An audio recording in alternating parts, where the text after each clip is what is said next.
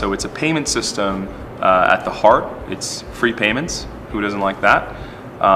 But it's using a form factor in gold that over time, if history repeats itself, and we're talking about 6,000 years of history here, should significantly and markedly empower your life. It's a market sort of reaction, a market approach to reintroducing what's known as a commodity money.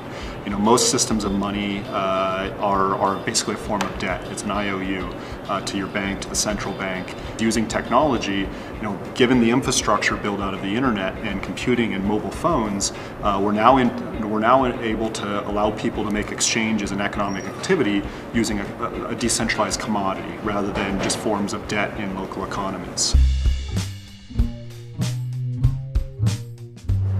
You can send it, you can spend it, you can receive it, and you can even redeem it in physical gold cubes.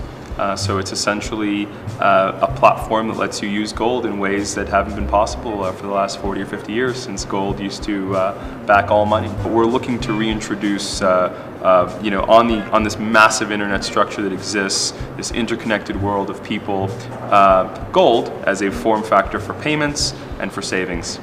What we're doing is introducing basically a spendable gold. It's something you don't have to time. Just over time, it's outperforming and holding value, measuring things of value, and you're able to, you know, buy a coffee with a debit card, you know, based on that gold. There's three markets: cross-border payments, traditional gold space, people that understand gold and look to acquire it, and this commercial activity online. It costs you 1% to get onto the platform.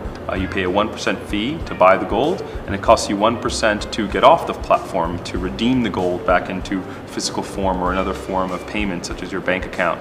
But once you have the gold on the platform, you can send it for free to any other BitGold user. And so if you're used to going to Western Union and sending money and paying a 10% fee or a 7% fee, you can now circumvent that and pay gold directly to your family or loved ones anywhere they reside, as long as they have internet connection, for free. So I think the other target market for BitGold are people that already understand gold and seek exposure to gold, either as an investment or a unit of account or store of value. I personally don't think that gold should be massively overweighted in an investment portfolio. I think it should maybe represent 5 or 10% of your net worth or your assets. But I do believe that as you go down the socioeconomic ladder, as you have less money, gold should have a larger weighting in your portfolio. Before you have access to things like stocks and bonds and real estate, when your savings constitute of just cash, either sitting in your house or in a checking account. You know, there's still more of the population that fundamentally understands gold as a natural asset than understands, you know, systems of debt and financial systems, you know, currently unbanked. The internet is democratizing access to everything. And there's a very large market that understands gold as something that is permanent and holds value, and something that they seek to protect their surplus and their efforts.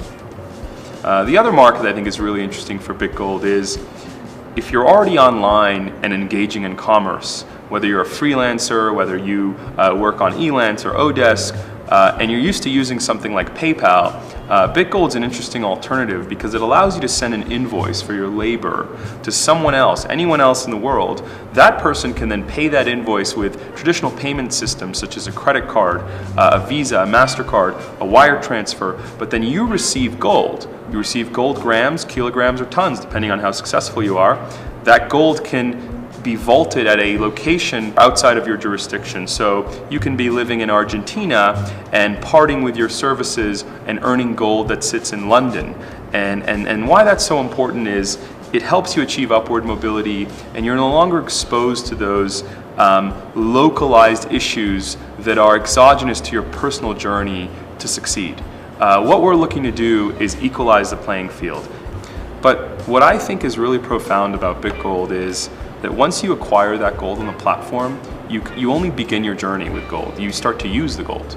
And you can use it, and it becomes useful, and it can allow you to essentially engage in commerce and generate a productive surplus. and hopefully achieve upward mobility on this kind of democratic and neutral elemental measurement system. So you're no longer prone to the whims of various exogenous events, geopolitical uncertainties. You will now have a system for accumulating a surplus under a unique elemental measurement that's relevant to your food costs, it's relevant to your energy costs, it's relevant to your shelter costs, and that over time won't erode in value.